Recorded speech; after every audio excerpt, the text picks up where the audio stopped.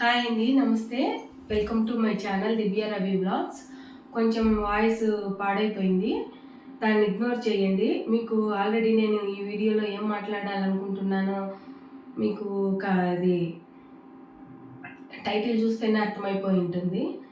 ఈ విషయం గురించి మాట్లాడాలని నేను చాలా రోజుల నుంచి అనుకుంటున్నాను, కానీ కొంచెం నా హెల్త్ అప్సెట్ అవ్వడము, ఎస్టర్డే వరకు అసలు నా వాయిస్ అస్సలు నాకు కోఆపరేట్ చేయలేదు. ఈరోజు కొంచెం మాట్లాడగలుగుతున్నాను, కానీ అసలు వాయిస్ వచ్చేదానికి ఇంకా కొంచెం టైం అవుతుంది. ఇప్పటికే లేట్ అయ్యింది, కానీ మాట్లాడాలి ఈ విషయంలో అని నేను అనుకున్నాను. అందుకనే కొంచెం వాయిస్ అటు ఇటు ఉన్నా కానీ ఇట్స్ ఓకే. ఈ మ్యాటర్కి వాయిస్తో పని కాదు, మన ఉద్దేశంతో పని. ఎలాగైనా మనం మాట్లాడాలి, నా ఒపీనియన్ని నేను షేర్ చేసుకోవాలి అనేసి ఈ వీడియో తీస్తున్నానండి. దీంట్లో ఏమైనా నేను తప్పులు మాట్లాడి ఉంటే మ్యాక్సిమం మాట్లాడను అనే అనుకుంటున్నాను. కానీ అందరి ఒపీనియన్ ఒకటే అవ్వాలని లేదు కదా. నా మాటలు కానీ నా థాట్స్ మీకు రాంగ్గా అనిపిస్తే రియల్లీ ఐఎమ్ సారీ. నేను ఈ ఏ విషయం గురించి మాట్లాడాలనుకుంటున్నానంటే అదే పుష్ప 2 మూవీలో ప్రీ రిలీజ్ అంటున్నా. ఫస్ట్ వెళ్ళి ఆ మదర్ చనిపోయారు, బాబు బ్రెయిన్ డెడ్ అయ్యారు కదా, ప్రీమియంకి వెళ్ళి సారీ, ఆ విషయం గురించి మాట్లాడాలనుకుంటున్నాను. కాదు, ఇప్పుడు మనము అల్లు అర్జున్ది తప్పని కొంతమంది, పోలీస్ వాళ్ళు అంత మాత్రం చూసుకోలేరా అని కొంతమంది, ఇలా వాళ్ళను వీళ్ళను నిందిస్తున్నారే కానీ పేరెంట్స్ వైపు ఎంతమంది ఆలోచన చేస్తున్నారండి? ఒక మాట అనుకుందాం, పేరెంట్స్ వైపు ఎంతమంది తప్పును చూపిస్తున్నారు? ఎంతమంది పేరెంట్స్ని చేయగలుగుతున్నారు? అవును, అల్లు అర్జున్ ఆ మూవీ ఎందుకు తీశారు? ప్రజలందరూ ఎంకరేజ్ చేస్తున్న బట్టి, అందరూ అటువంటి కంటెంట్ని ఎంకరేజ్ చేస్తున్నారు కాబట్టి ఆయన తీసుకున్నాడు. అదే అమరన్ మూవీస్ ఎందుకు రావట్లేదు? అలాంటి వాటిని ఎవరు ఎంకరేజ్ చెయ్యరు. అలాంటి వాటికి ఇంత జనం వెళ్తారా? ఎంతమంది తీసుకెళ్ళి ఉంటారు అమరన్ మూవీకి పిల్లల్ని? అంత ప్రీమియర్ షోకి మరి కాదు, అంత famous hero, pan India hero తను. That all India wide, world wide release అవుతుంది ఆ సినిమా. క్రౌడ్ ఎక్కువ ఉంటుందని తెలుసు. దట్టు వాళ్ళు ఒక మిడిల్ క్లాస్ ఫ్యామిలీ.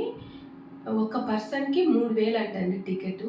ఒక పర్సన్కి 3,000, నలుగురు 12,000 టికెట్ పెట్టి, అంత రష్ ఉంటుంది.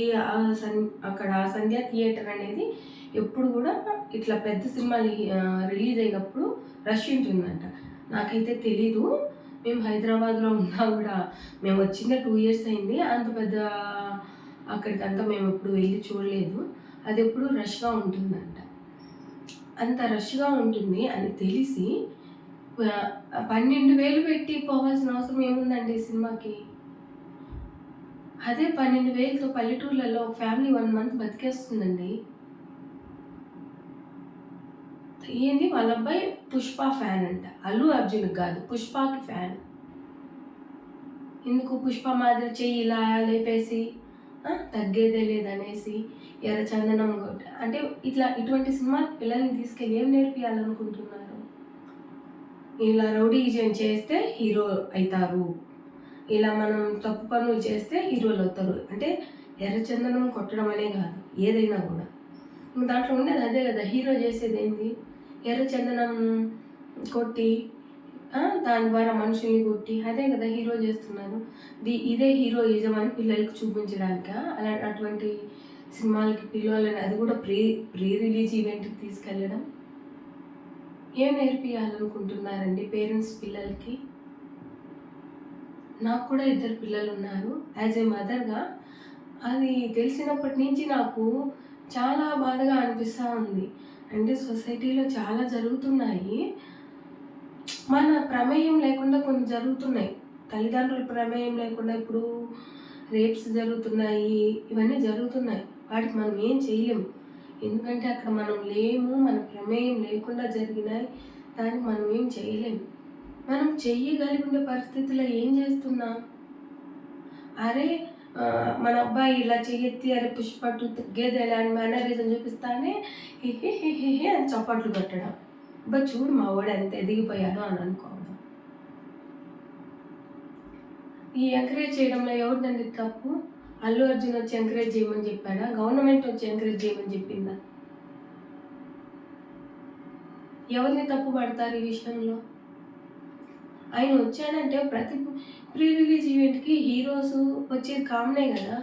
పోలీసులు అంటారు, ఎంత క్రౌడ్ అని పోలీసులు ఇది చేయగలుగుతారు, ప్రొటెక్ట్ చేయగలుగుతారు.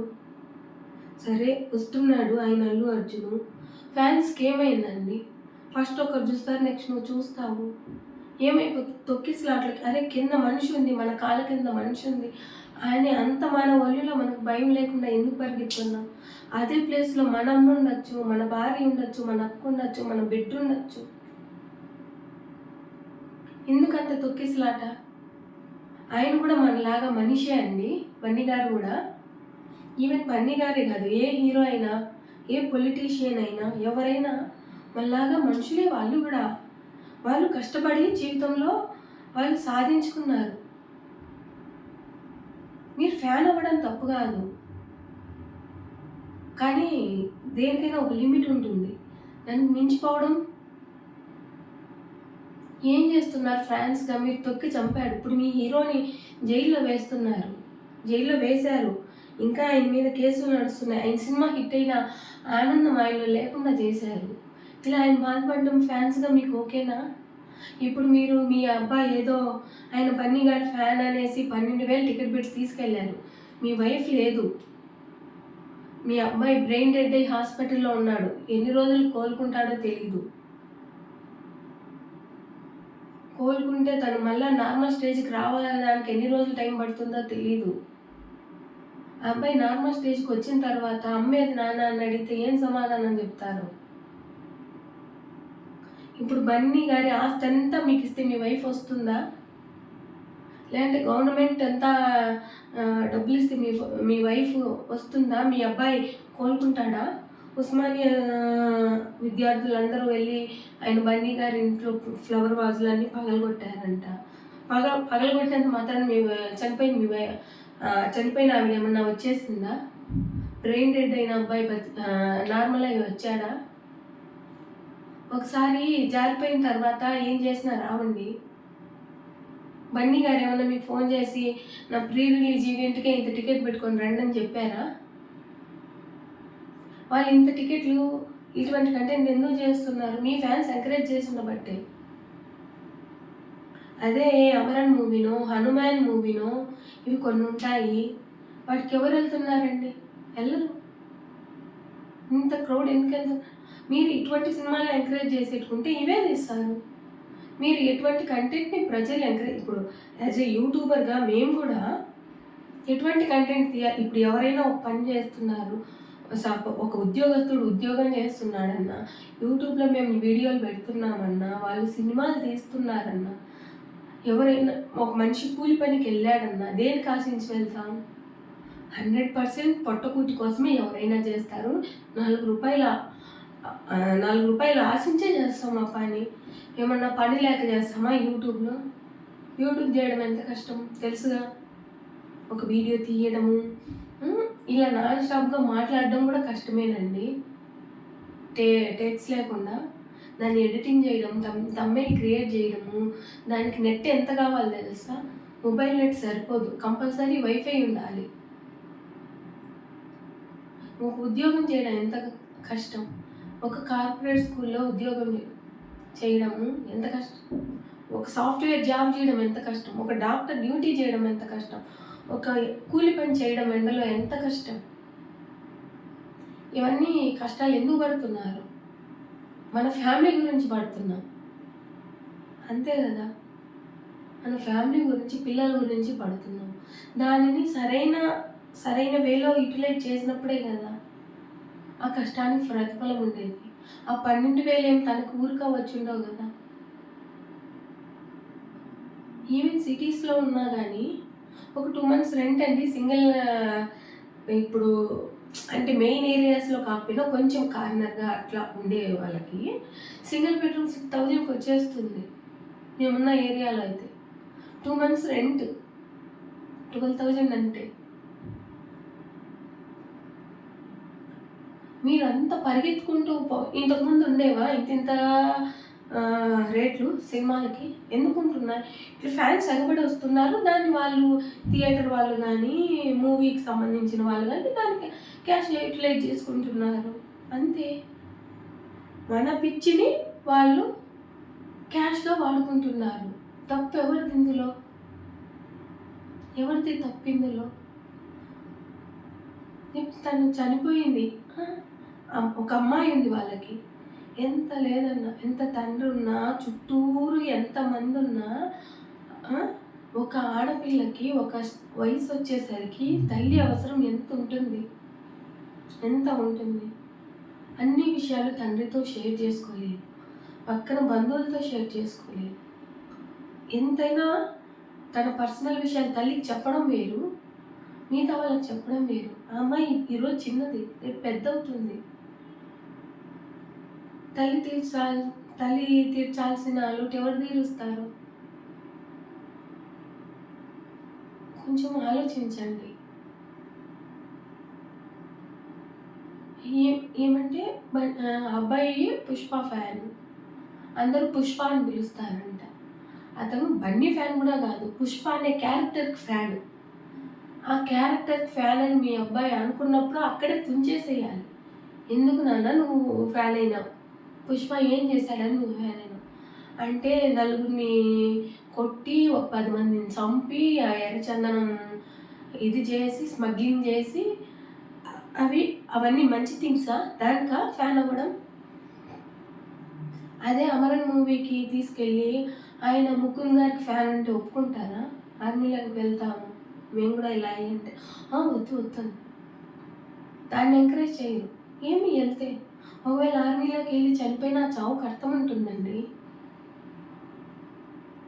ఈ చావుకి ఏం అర్థం ఉంది? అసలు ఏం నిరూపించాలని జనాలకి? ఇప్పుడు తప్పు అల్లు అర్జున్ ఉందా లేకంటే పోలీసులదా? కొంచెం కూడా ఆలోచన లేకుండా తీసుకెళ్ళిన పేరెంట్దా? ఎవరిది తప్పు?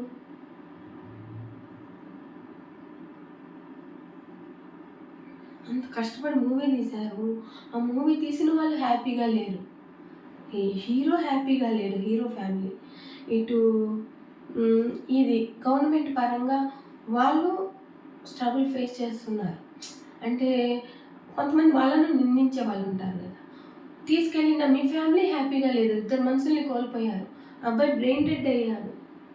అబ్బాయి ఎన్ని రోజులు కోలుకుంటాడో? బై గాడ్స్ గ్రేస్ కోరుకోవాలని అనుకుంటాం. ఇన్ కేస్ జరిగితే మీరు హ్యాపీగా లేరు. ఫ్యాన్స్ అంత తొక్కిసలాట ఆడి మీ హీరో హ్యాపీగా ఉన్నాడా అండి? ఏం ఫ్యాన్ ఇదో? మన ఫ్యామిలీ కంటే కూడా ఎక్కువ.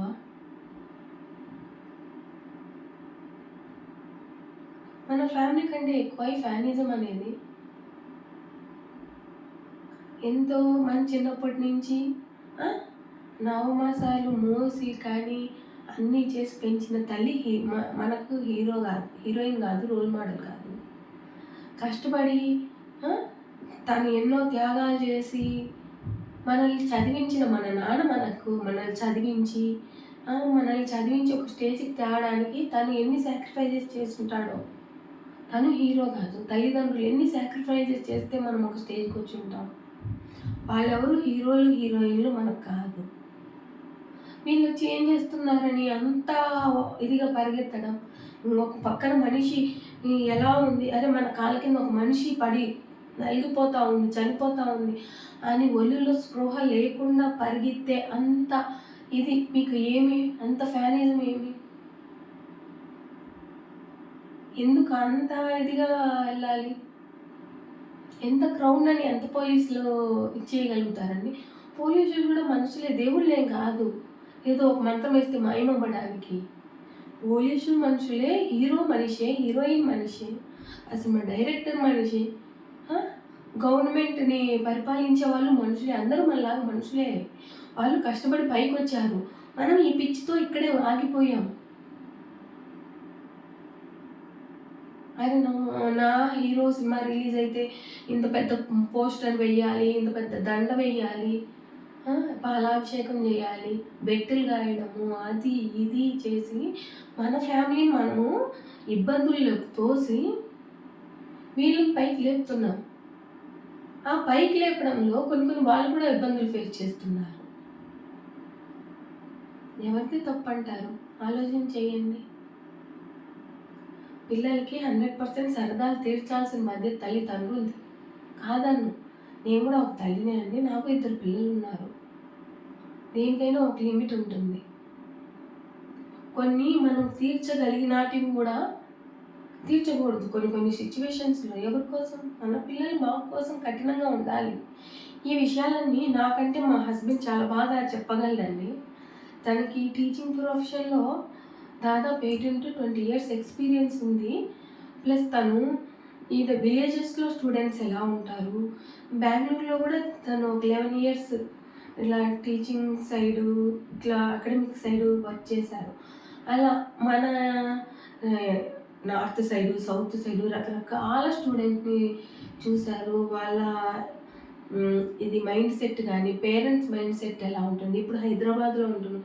ఇక్కడ పిల్లలు ఇవన్నీ తను కాచి వడపోసారు తన ఎక్స్‌పీరియన్స్‌లో. తను బాగా ఎక్స్‌ప్లెయిన్ చేయగలడు. కానీ తను కెమెరా ముందుకి ఇలా వచ్చి ఎందుకో తన ఇష్టం చెప్పడానికి అంత ఇది లేదు. దానికి కూడా నేను ఫోర్స్ చేయలేదు. ఎందుకంటే మన ఛానల్‌లో ఆబ్వియస్లీ వ్యూస్ తక్కువ వస్తాయి. కొంచెం మన ఛానల్ కూడా గ్రోత్ అయిన తర్వాత, నలుగురికి రీచ్ అయిన తర్వాత డెఫినెట్‌గా ఒకరోజు నేను తనతో మీకు మాట్లాడిస్తాను. ఎందుకంటే నా ఛానల్‌లో ఎక్కువ మంది ఉండేది పేరెంట్స్ అంటే 25-40 ఈ మధ్యలో ఉన్న వాళ్ళే ఒక దాదాపు 60-70% వ్యూవర్స్ ఉన్నారు. మనకు చూపిస్తుంది కదా! మీకు ఇది యూట్యూబ్ చేసే వాళ్ళకి అర్థమవుతుంది. ఏ ఏజ్‌లో వాళ్ళు మీ వీడియోస్ ఈ ఏజ్ నుంచి ఈ ఏజ్‌లో ఉన్న వాళ్ళు ఎంత పర్సెంట్ చూస్తున్నారు. అంటే 10-20 ఎంతమంది చూస్తున్నారు. 20-30 ఎంతమంది చూస్తున్నారు. 30-40, 40-50, 50-60, 60-70 ఇలా ఏజ్ వైజ్ ఈ ఏజ్‌లో ఉన్న వాళ్ళు ఎంతమంది మీ వీడియోస్ ఎంత పర్సెంటేజ్ చూస్తున్నారు. ఏ కంట్రీలో ఎంతమంది చూస్తున్నారు ఎవ్రీథింగ్ చూపిస్తుందండి మాకు. నా కంటెంట్ ఎక్కువ ఒక 20 అబోవ్ 40 ఈ 50-60 ఇలా కూడా వీళ్ళే ఎక్కువ ఉన్నారు. అంటే ఎక్కువగా పేరెంటింగ్ హుడ్‌లో ఉన్న వాళ్ళే చూసేవాళ్ళు ఉన్నారు నా వీడియోస్. కాబట్టి నేను ఈ విషయాన్ని ఎలాగైనా షేర్ చేయాలి అని అనుకున్నాను. దట్టు మన ఇండియాలోనే ఎక్కువ చూస్తున్నారు. ఇంకా అదర్ కంట్రీస్‌లో కూడా చూస్తున్నారు కానీ ఆఫ్‌కోర్స్ మన ఇండియాలోనే చూస్తారు కదా! మన ఆంధ్ర రాష్ట్రాల్లోనే. కొంచెం ఆలోచన చేయండి.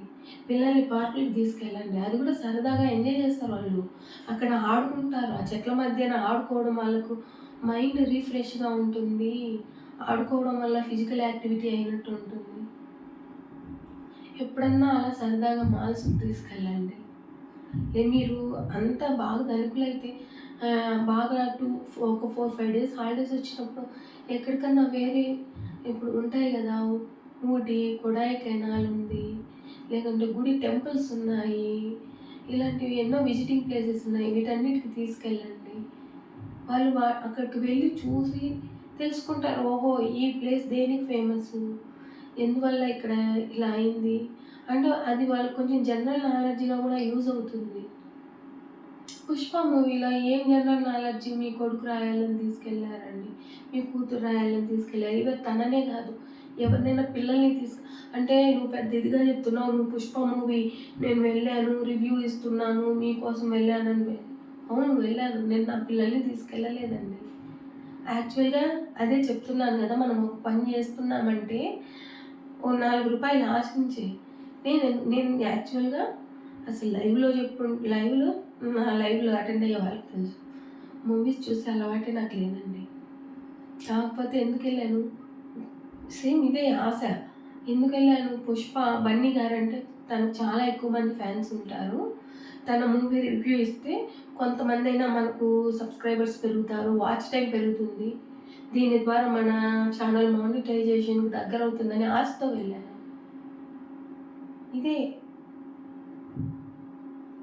దీంతోనే వెళ్ళాను.